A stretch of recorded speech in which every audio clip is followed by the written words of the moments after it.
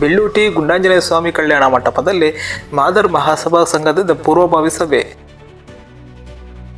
ಶಿಡ್ಲಘಟ್ಟ ತಾಲೂಕಿನ ಬೆಳ್ಳೂಟಿ ಗ್ರಾಮದ ಗುಂಡಾಂಜನೇಯ ಸ್ವಾಮಿ ಕಲ್ಯಾಣ ಮಂಟಪದಲ್ಲಿ ಮಾದರ್ ಮಹಾಸಭಾ ಸಂಘದಿಂದ ಮೊದಲನೇ ಬಾರಿ ಆದಿಜಾಂಬವ ಮಠದ ಹಿರಿಯೂರು ಕ್ಷರಾಕ್ಷರಿ ಸ್ವಾಮಿಗಳು ಹಾಗೂ ಮಾಜಿ ಕೇಂದ್ರ ಸಚಿವರಾದ ಎ ನಾರಾಯಣಸ್ವಾಮಿ ಹಾಗೂ ಮಾಜಿ ಲೋಕಸಭಾ ಸದಸ್ಯರಾದ ಚಂದ್ರಪ್ಪರವರುಗಳ ಅಧ್ಯಕ್ಷತೆಯಲ್ಲಿ ಪೂರ್ವಭಾವಿ ಸಭೆಯನ್ನು ಆಯೋಜನೆ ಮಾಡಲಾಗಿತ್ತು.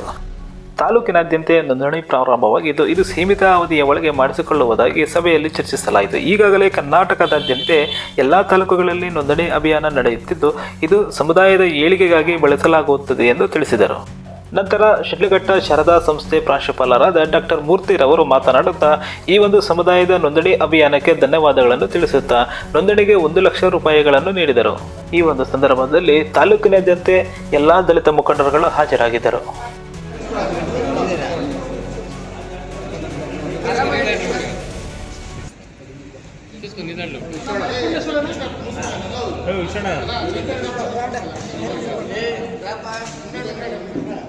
ಅರ್ಥ ಮಾಡಬೇಕಾಗಿದೆ.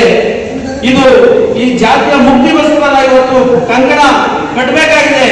ನೀವೆಲ್ಲರೂ ಕೂಡ ಪ್ರತಿ ಗ್ರಾಮಕ್ಕೂ ಕೂಡ ಮಾದರ್ ಮಹಾಸಭೆ ನಡೆಯನ್ನ ಇವತ್ತು ನಡೆಸಬೇಕಾಗಿದೆ. ಈ ಒಂದು ಹೋರಾಟ ಅಂತಿಮ ಹೋರಾಟ ಇದೆ. ಈಗಾಗಲೇ ಒಳಮೀಸಲಾತಿ ವರ್ಗೀಕರಣಕ್ಕೆ ಎಲ್ಲರೂ ಕೂಡ ನಾಮಧೇಯ ಮಾಡಿದ್ದಾರೆ. ನಾವು ಕೂಡ ಒಳಮೀಸಲಾತಿ ವರ್ಗೀಕರಣದ ವಿಚಾರವಾಗಿ ರಾಜ್ಯದಲ್ಲಿ ಜೈ ಮಾದಿಗ ಅಂತೇಳಿ 30 ವರ್ಷಗಳ ಪ್ರಯಾಣವನ್ನು ನಾವು ಕೂಡ ಮಾಡಿದ್ದೀವಿ. ಈ ಜಾತಿಗೆ ಮುಕ್ತಿ ಸಿಗಲೇಬೇಕಂತ ಇವತ್ತು ನಾವು ಕರ್ಕೊಂಡು ಬಂದ್ರಾದ್ರೆ 10 ಇಂದ 20 ವರ್ಷದಲ್ಲಿ ನಾವು ರೀಚ್ ಆಗುವಂತ ಯಾವುದೇ ಅನುಮಾನ ಇಲ್ಲ. ಅದಕ್ಕೆ ನಾವೆಲ್ಲರೂ ಕೂಡ ಭದ್ರಾಗಬೇಕಾಗ್ತದೆ ಅಂತ ಈ ಸಂದರ್ಭದಲ್ಲಿ ಹೇಳಲಿಕ್ಕೆ ಬಯಸ್ತೀವಿ. ಸನ್ಮಾನ್ಯ ನಾರಾಯಣಸ್ವಾಮಿಯವರು ಆಗಮಿಸಿದ್ರು.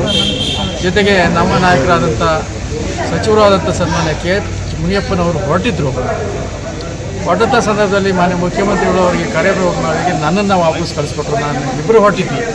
ಅವರು ನನ್ನನ್ನು ಬೇರೆ ಕಳಿಸಿ ಅವರು ಆ ಕಾರ್ಯಕ್ರಮಕ್ಕೆ ನಮ್ಮ ಇವರು ಸುಬ್ಬಣ್ಣ ಬಂದಿದ್ದಾರೆ. ಭಾಳಷ್ಟು ನಮ್ಮ ಜೊತೆ ಎಲ್ಲ ನಮ್ಮ ಕೃಷ್ಣ ಮತ್ತು ಮುಖಂಡರು ಎಲ್ಲ ಇದ್ದಾರೆ.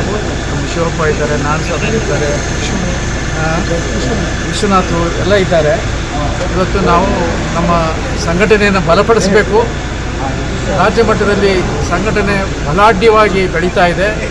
ಈಗ ಅದಕ್ಕೋಸ್ಕರ ನಮ್ಮ ಕೆ ಎಚ್ ಮುನಿಯಪ್ಪನವರ, ನಮ್ಮ ನಾರಾಯಣಸ್ವಾಮಿಯವರ ನಾಯಕತ್ವದಲ್ಲಿ ನಾವು ಜಿಲ್ಲೆಗೆ ತಾಲೂಕು ಹೋಗಿ ನಮ್ಮ ಜನವನ್ನು ಎಚ್ಚರಿಸಿ ಸಂಘಟನೆಯನ್ನು ಬಲಪಡಿಸಿ ಸಮಾಜವನ್ನು ಒಳ್ಳೆಯ ರೀತಿಯಲ್ಲಿ ಬೆಳೆಸಬೇಕು ಅನ್ನುವಂಥ ಉದ್ದೇಶದಿಂದ ಕಾರ್ಯಕ್ರಮವನ್ನು ಮಾಡಿದ್ದೀವಿ. ಈ ಕಾರ್ಯಕ್ರಮ ನಾವು